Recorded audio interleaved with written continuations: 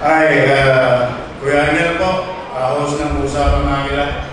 I just wanted to convey all questions that all my viewers raised me regarding transparency.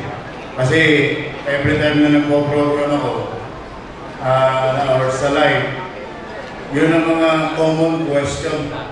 That's why nagkaroon ng maraming breakaways, maraming renegades. Kaya lang, ang hirap na rin kasing sagutin. So, may I ask the national leadership to somehow, you can use Usapang Agila as an information dissemination for transparency kasi wala po tayong magandang platform for the information dissemination.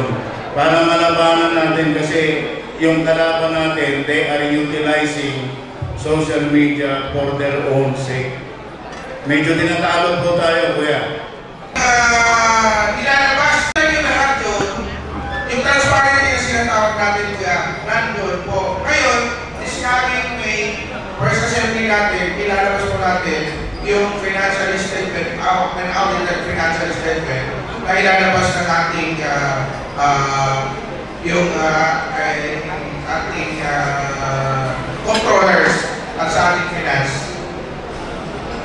Not just allow me to expound in my program yung mga projects mo, yung F1KD, Planta 3 project.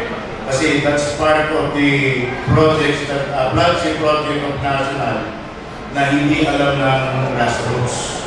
So, allow me mo yan na actually sinisimulan mo naman na yun, pero mas maganda nandun yung EBP nyo together with NGO TV, ilalabas namin yung group. Thank you.